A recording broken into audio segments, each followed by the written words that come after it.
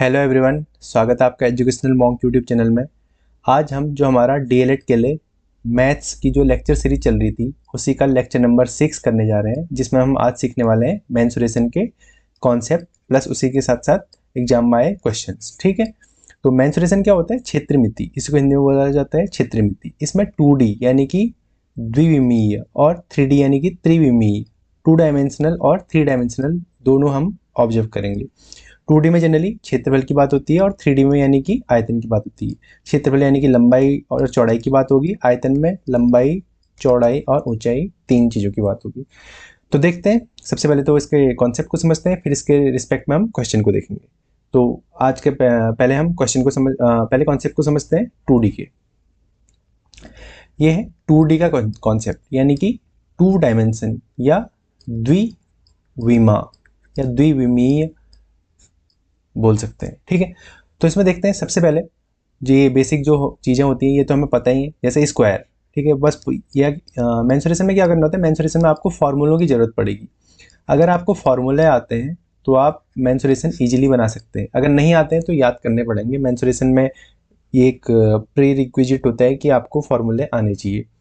हाँ, कुछ tricks techniques लग जाती हैं, लेकिन फार्मूला आना ज़रूरी है। ठीक है, क्योंकि हर जगह ट्रिक्स और टेक्निक्स नहीं अप्लाई हो पाती हैं, तो इसलिए आपको बेसिक चीज़ें फार्मूला आना ज़रूरी है। इसलिए फार्मूले सबसे पहले मैंने यहाँ मेंशन कर रखे।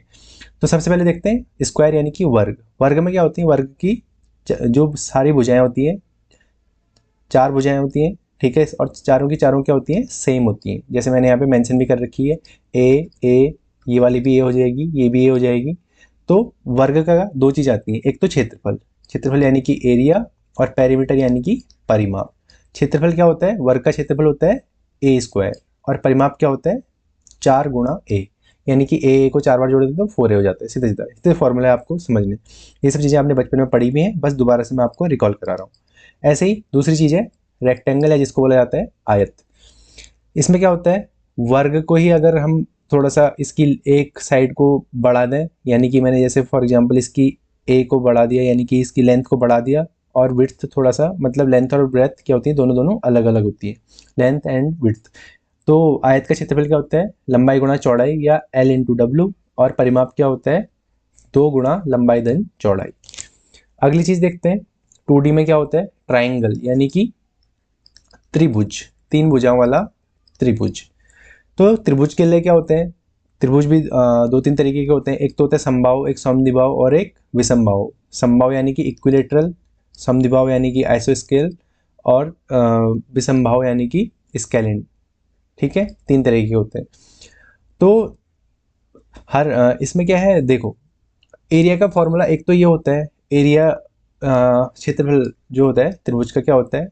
Half into base into height, half into आधार गुणा ऊंचाई। एक तो ये होता है। दूसरा फॉर्मूला क्या होता है? अगर समबाहु त्रिभुज होगा तो उस केस में क्या हो जाता है? 3/4 √3/4 ए स्क्वायर हो जाता है। ठीक है, ये कंडीशन के अकॉर्डिंग आता है। जनरली ये इस फॉर्मूले से काम चल जाता है। अगर विषमबाहु त्रिभुज है तो आपको हीरोन्स फार्मूला, ठीक है, क्लास 9th में हीरोन्स फार्मूला आता है, वो आपका यहाँ अप्लाई होता है। अब हीरोन्स फार्मूला हर त्रिभुज के लिए अप्लाई होता है, यानी कि जो यूनिवर्सल फार्मूला बोल सकते हैं, जो हर जगह अप्लाई होगा, वो क्या होगा? Heron's formula. इसमें क्या होता है? A equals to under root के अंदर s into S minus A, S minus B, S minus C, इसी तरीके से आपको याद रखना है। ठीक है, ये किसी के लिए भी, किसी भी त्रिभुज के लिए अप्लाई होगा, चाहे समबाहु, समद्विबाहु, विषमबाहु, कोई भी हो। ठीक है, जिसमें ए बी सी क्या होती है? इसकी साइड्स होती हैं, जिस तरीके से मैंने यहाँ पे मेंशन भी कर रखे हैं, ए बी सी। और इसमें जो एस होता है इसको क्या बोलते हैं? इसको सेमी पेरीमीटर बोलते हैं या अर्ध परिमाप बोलते हैं। तो जो ए बी सी की जो वैल्यू, सॉरी, एस की जो वैल्यू होती है वो क्या होती है? P/2, यानी कि परिमाप का आधा। परिमाप क्या होता है? A plus B plus C upon 2। किसकी वैल्यू हो जाती है? एस की वैल्यू हो जाती है। इस तरीके से हम करते हैं। अगली चीज सर्कल। सर्कल से क्वेश्चन बनते हैं। सर्कल का क्या होता है? द्विविमा में यानी कि 2D में बोलेंगे सर्कल, और 3D में क्या हो जाता है? यही स्पेयर हो जाता है। तो सर्कल का एरिया क्या होता है? पाई r स्क्वायर, ये आपने बचपन में पढ़ा भी है। पाई की वैल्यू क्या होती है? 22/7 या 3.14। ठीक है, कोई भी आपको रखनी है, अप्लाई करनी हो सकती है अकॉर्डिंग टू क्वेश्चन। वृत्त का क्षेत्रफल क्या होता है? पाई r स्क्वायर। वृत्त की परिधि, वृत्त का परिमाप या परिधि क्या होती है? 2 पाई r।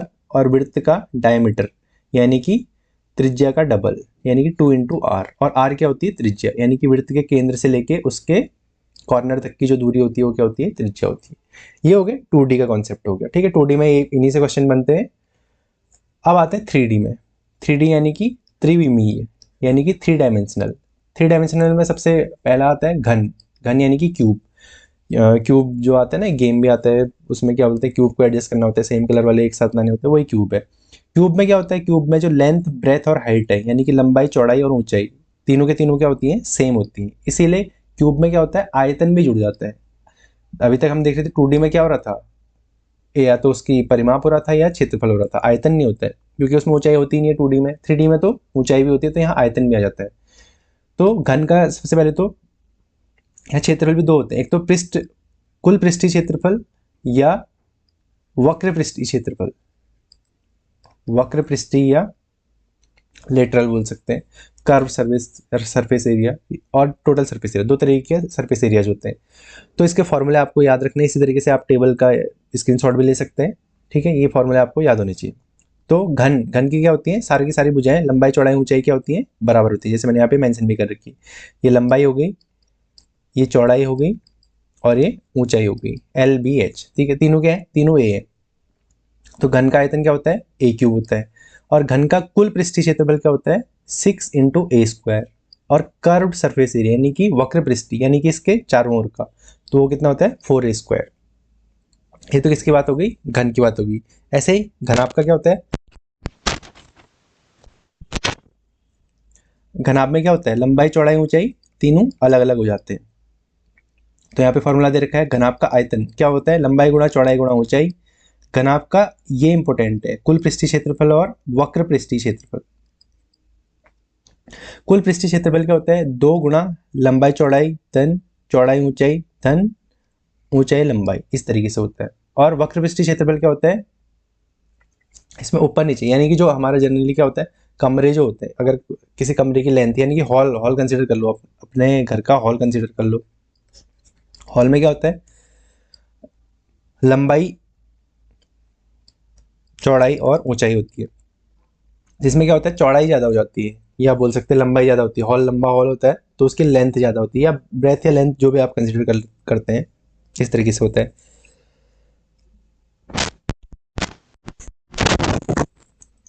तो ये हो गया घनाभ का वक्र पृष्ठीय क्षेत्रफल और कुल पृष्ठीय क्षेत्रफल, यहाँ पे इसके फॉर्मूले में मेंशन है।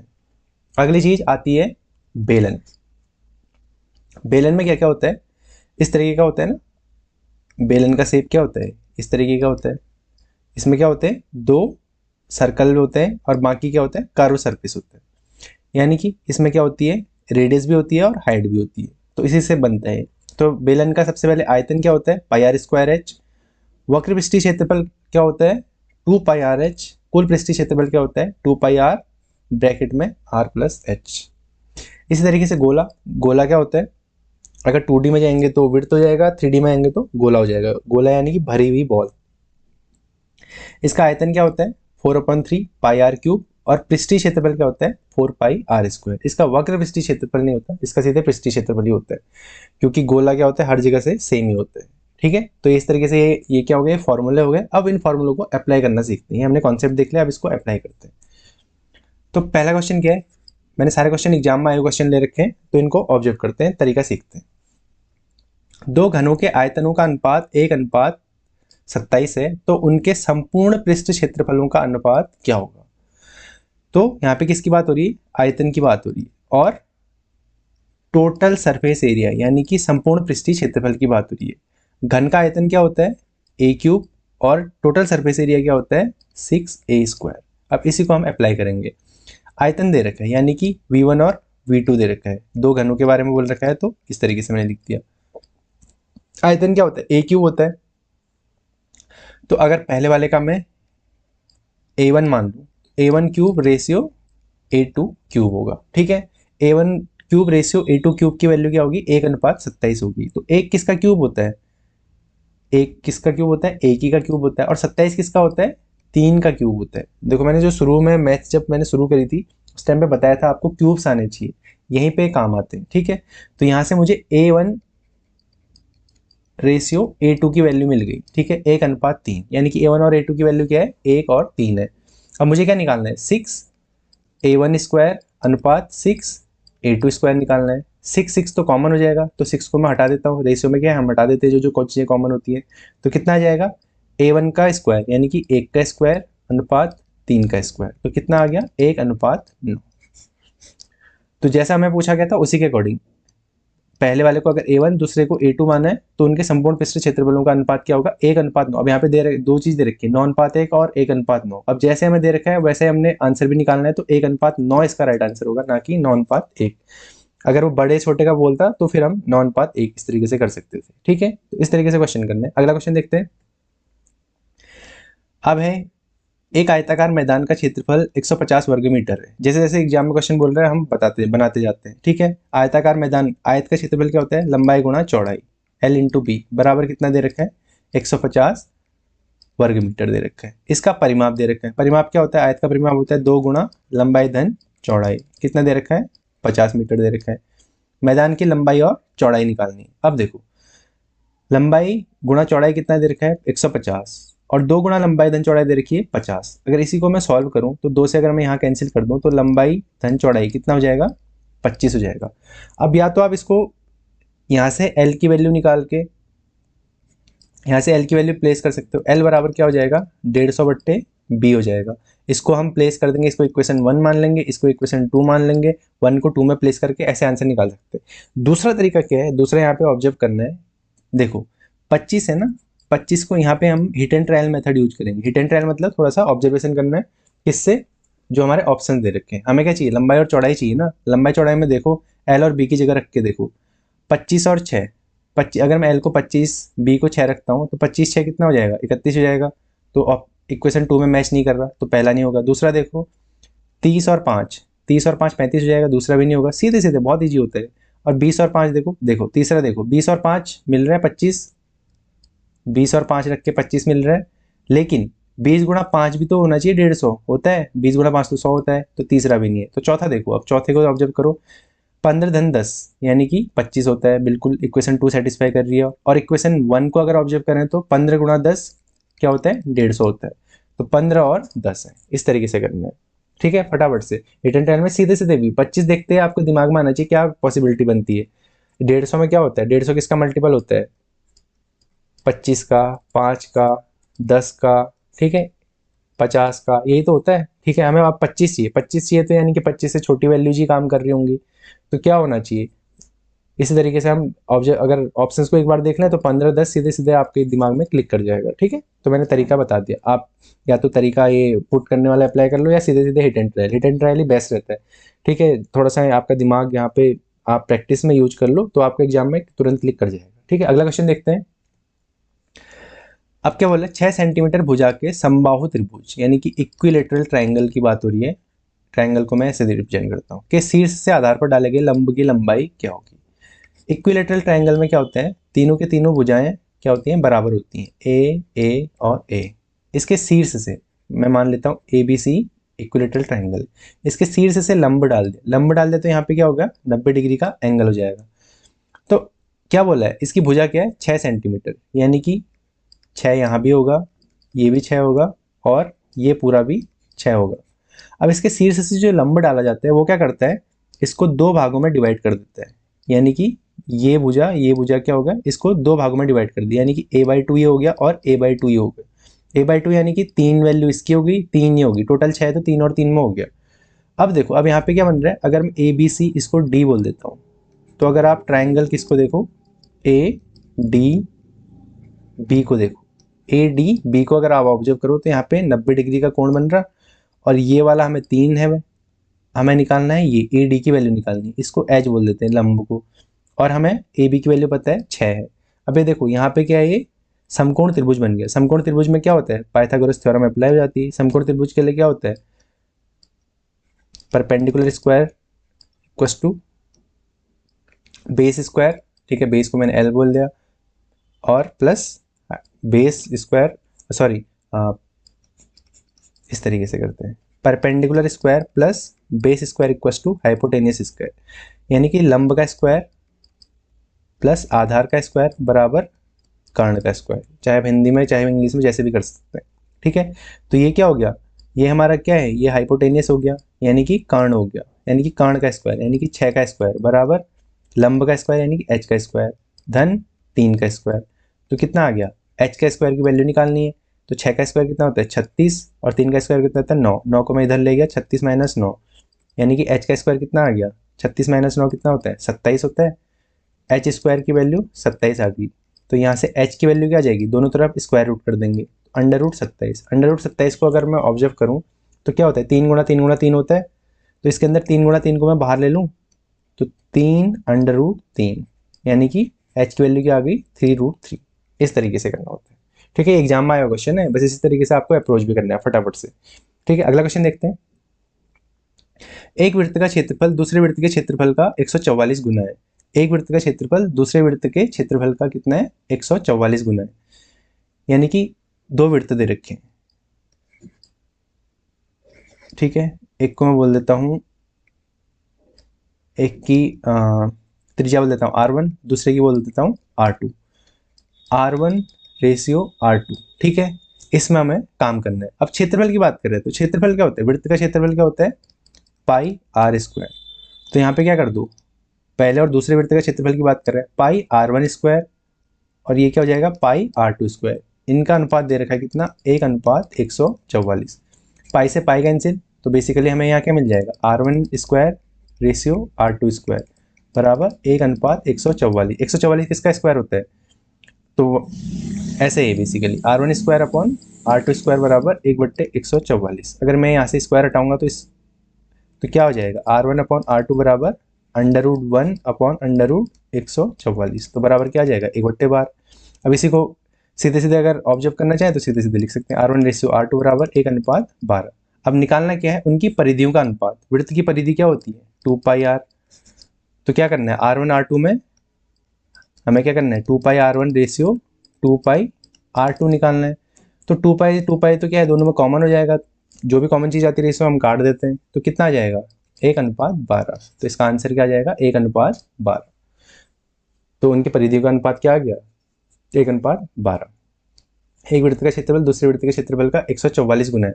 अच्छा अब यहाँ पे देख थोड़ा सा ध्यान से ऑब्जर्व करो, अभी बड़े वाले की बात हो रही है, पहले बड़े वाले की बात हो रही है, तो क्या हो जाएगा 12:1 हो जाएगा, ना कि 1:12। देखो ऑप्शन में क्या है 1:12 भी है और 12:1 भी, यानी कि बड़े से छोटे का बोल रहे हैं। बड़े वाले का क्षेत्रफल छोटे वाले का 144 गुना है, ये तो बोल रहा है, तो इसलिए क्या करेंगे 12:1 करेंगे, ना कि 1:12। ठीक है, उल्टा कर दो, जैसा भी क्वेश्चन में पूछ रहा है उसके अकॉर्डिंग कर सकते हैं। अगला क्वेश्चन देखते हैं क्या बोल रहे हैं। 14 सेंटीमीटर भुजा वाले एक वर्ग में खींचे जा सकने वाले सबसे बड़े वृत्त का क्षेत्रफल क्या होगा। ये इंग्लिश में दे भी रखा है यहाँ पे, ठीक है, ये भी एग्जाम का क्वेश्चन है। अब 14 सेंटीमीटर भुजा वाला एक वर्ग, ठीक है, मैं मान लेता हूँ एक यहाँ पे वर्ग है, ठीक है, इसकी भुजा कितनी बोल देता हूँ मैं 14 सेंटीमीटर। अब इसके अंदर कोई वृत्त अगर ड्रॉ करेंगे, ठीक है, इस तरीके से कोई वृत्त ड्रॉ करेंगे तो उस वृत्त की अगर क्या देखें डायमीटर यानी कि व्यास देखें तो वो कितना होगा 14 हो सकता है। ठीक है, वर्ग के क्या होते हैं चार भुजाएं बराबर होती हैं। अगर उस वृत्त को अब बनाए जाऊं तो सबसे बड़ा वृत्त क्या बन सकता है जिसका व्यास कितना हो 14 सेंटीमीटर हो। अगर व्यास 14 सेंटीमीटर होगा तो उसकी त्रिज्या क्या हो जाएगी, व्यास का आधा होती है, यानी कि त्रिज्या क्या हो जाएगी 7 सेंटीमीटर हो जाएगी। तो 7 सेंटीमीटर त्रिज्या वाले वृत्त का क्षेत्रफल क्या होगा पाई आर स्क्वायर। कर दो 22/7 गुणा 7 गुणा 7, 7 से 7 कैंसिल, 22×7 154। ठीक है, तो आंसर कितना आ गया 154 सेंटीमीटर। बस इसी तरीके से करना होता है। अगला क्वेश्चन देखते हैं। अब देखो एक नैपकिन के दोनों कोनों को चित्रानुसार मोड़ा गया है, नैपकिन को खोलने पर उसका क्षेत्रफल ज्ञात कीजिए। अब इस तरीके के क्वेश्चन आते हैं तो इसको बस समझना है, बहुत ईजी क्वेश्चन होते हैं। देखो अब ये नैपकिन दे रखी है, इसको क्या कर रखा है मोड़ रखा है, ये वाला पोर्शन मोड़ के इधर पहुंचा रखा है ऐसे, और ये वाला पोर्शन भी ऐसे मोड़ के इधर पहुंचा रखा है। अगर मैं इसको ओपन करूंगा तो ये वाला पोर्शन इधर आ जाएगा, ओपन होके इस तरीके से बन जाएगा ये, और यहाँ भी ओपन होके इस तरीके से बन जाएगा। तो क्या बन गया ये पूरा स्क्वायर बन गया। अब देखो दे क्या रखा उसमें, यहाँ से यहाँ तक की 9 सेंटीमीटर दे रखी है, फिर इसके बाद का ये 2 सेंटीमीटर दे रखा है, फिर इसके बाद का ये 4 सेंटीमीटर दे रखा है। अगर मैं पूरा यहाँ से यहाँ ऑब्जर्व करूँ तो कितना दे रखा है 9 2 11 4 15 सेंटीमीटर। और ये क्या है, इसको अगर ऑब्जर्व करूँ तो मुझे क्या दिख रहा है स्क्वायर दिख रहा है, यानी कि वर्ग दिख रहा है। वर्ग की चारों भुजाओं का चारों भुजाएं क्या होती हैं बराबर होती हैं, 15 15 15 हो जाएंगी। तो नैपकिन का क्षेत्रफल निकालना है। वर्ग का क्षेत्रफल क्या होता है, ए स्क्वायर, भुजा का स्क्वायर यानी कि 15 गुणा 15 यानी कि 15 का स्क्वायर। 15 का स्क्वायर कितना होता है, 225। तो आंसर कितना हो गया, 225। इस तरीके से। अगला क्वेश्चन देखते हैं। अब देखो इस तरीके के क्वेश्चन भी आते हैं। अब यहाँ पे क्या बोला है, how many faces does this solid have, यानी कि इस ठोस के कितने फलक हैं। अब इस ठोस को अगर ध्यान से ऑब्जर्व करो, फलक फलक यानी कि ऐसे इससे जो फलक मतलब बोलते हैं फेस, ठीक है। जैसे फॉर एग्जांपल फलक में थोड़ा समझाता हूँ।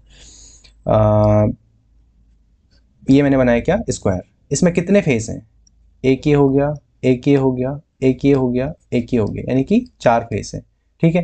एक एक एक एक यानी कि 4 फेस है। इस तरीके से मतलब जो जहाँ पे एंड हो रहा है वो। अगर इसको ऑब्जर्व करूँ तो ये क्या है, पूरा का पूरा इस तरीके से है ना डायग्राम। ये देखो एक क्या है, ऊपर पे शंकु बना रखा है, ये शंकु है, उसके नीचे बेलन है, ठीक है, दिख रहा है इस तरीके से। तो इसके फलक क्या होंगे, एक तो ये वाला हिस्सा हो जाएगा, ये शंकु का ये हिस्सा क्या होता है, वक्राकार। और बेलन का भी ये वाला हिस्सा क्या होता है, वक्राकार। तो एक फेस ये आ गया ऊपर वाला, ये दूसरा फेस क्या आ गया, ये वक्राकार। और तीसरा क्या है, यहाँ खुल रहा होगा, ठीक है, ये भी एंड है ना। तो कितने आ जाएंगे, 1 2 3। अच्छा ये वाला नहीं आएगा, ये क्यों नहीं आएगा, क्योंकि ये जुड़ा हुआ है ना, ये तो अंदर हो जाएगा इसके। तो कितने आ जाएंगे जो फेस आ जाएंगे, एक तो ये वाला फेस आ जाएगा, एक ये वाला आ जाएगा दूसरा, और तीसरा क्या जाएगा नीचे जो विड्थ पड़ा है। यानी कि टोटल कितने फेस होंगे इसमें, 3 फेस होंगे। इस तरीके से ऑब्जर्व करना है, ध्यान से देख के, ठीक है। अंदर वाला नहीं आएगा, अंदर वाला क्यों नहीं आएगा, क्योंकि यहाँ क्या है, हमें ये इसके अंदर अंदर है, ठीक है, उसके अंदर का पार्ट है। फेस क्या होते हैं, जो जहाँ से एंड होता है, जहाँ पे एंड होता है। तो इस अच्छा इसको एक और तरीके से भी समझ सकते हैं। जब भी ऐसे कुछ आता है तो उसमें उसमें देखो कि कितने डायग्राम आप ढूंढ सकते हो। तो इसमें मुझे क्या मिल रहा था, 2 तो वृत्त मिल रहे थे, ठीक है, और ये क्या मिल रहा था, एक बेलन एक शंकु मिल रहा था। अब ये वाला वृत्त क्या है, ये इसके अंदर था, तो इसको इसलिए हमने कंसिडर नहीं करा। तो कितने फेस हो गए, 3 फेस हो गए, ठीक है। अगला क्वेश्चन देखते हैं। अब देखो ये क्वेश्चन एग्जाम में 2-3 बार पूछा गया है प्रीवियस ईयर।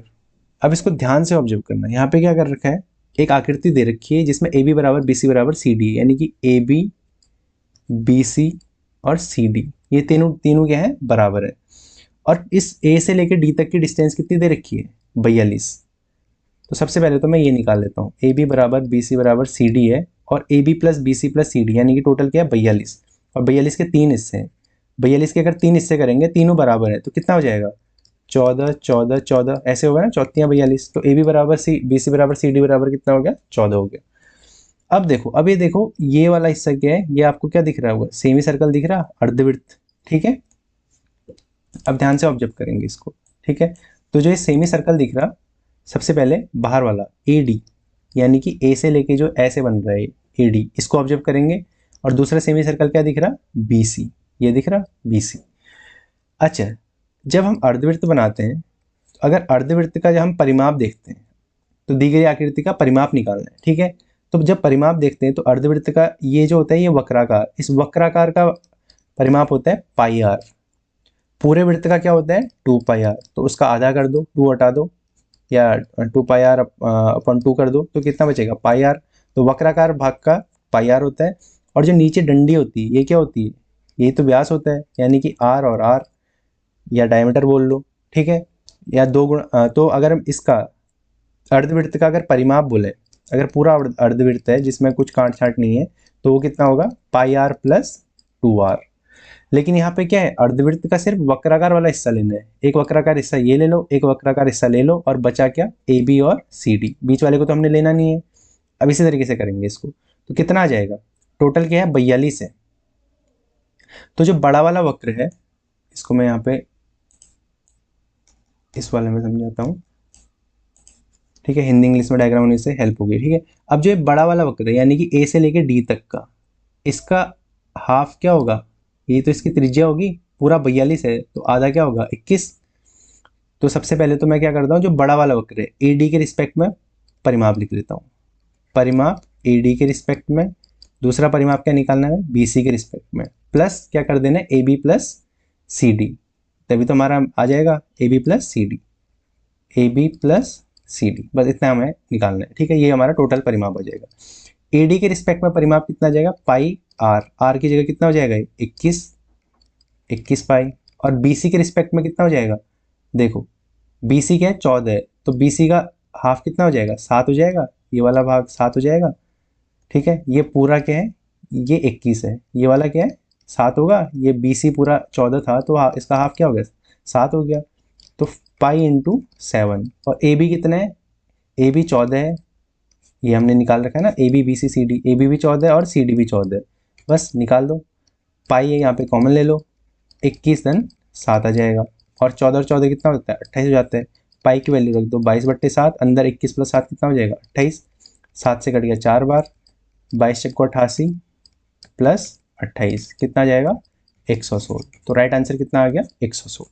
ये थोड़ा सा लॉजिक लगाने वाला, दिमाग लगाने वाला क्वेश्चन था। ठीक है, इसको ध्यान से ऑब्जर्व करना, जैसे मैंने बताया तरीका एक बार आप रिपीट करके सुन लेना तो आपको समझ आ जाएगा। ठीक है, अगला क्वेश्चन देखते हैं।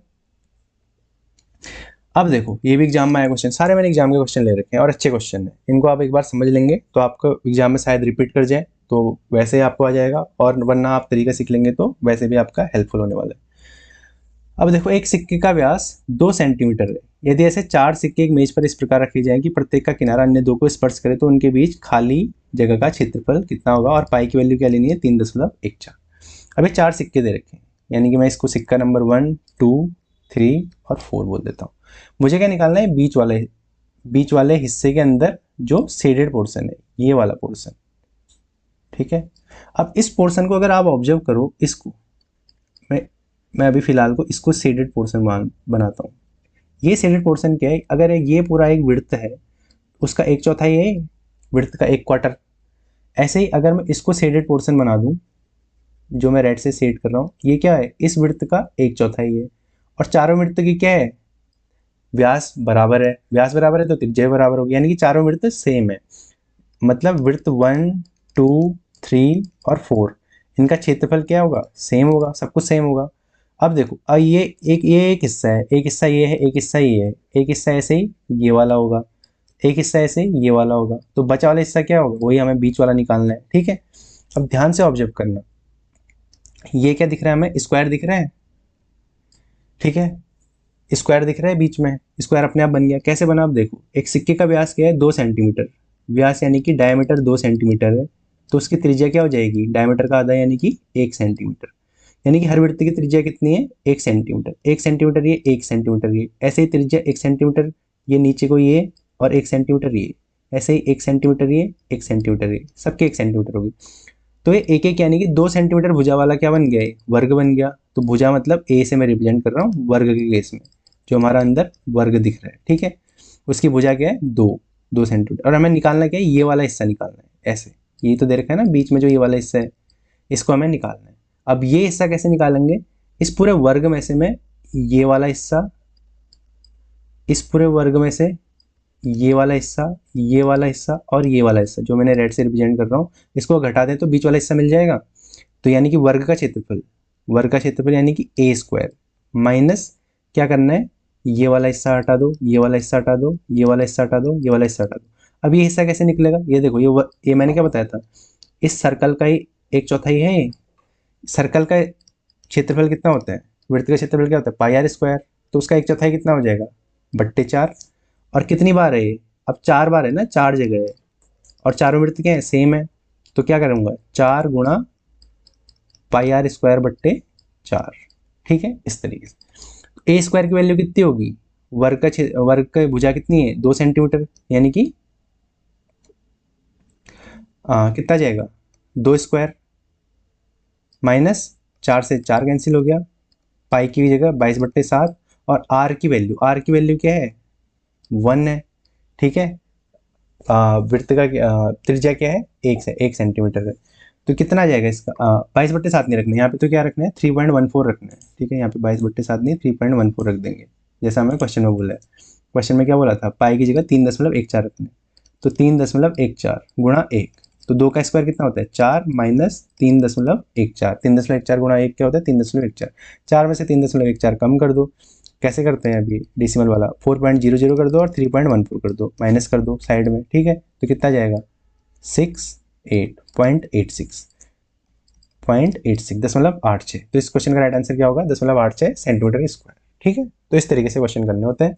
तो ये एग्जाम में आए हुए कुछ क्वेश्चन है जिसमें हमने 2D के सबसे पहले हमने फॉर्मूलाज देखे प्लस 3D के फॉर्मूलाज देखे, फिर उन पे बेस हमने क्वेश्चन देखे।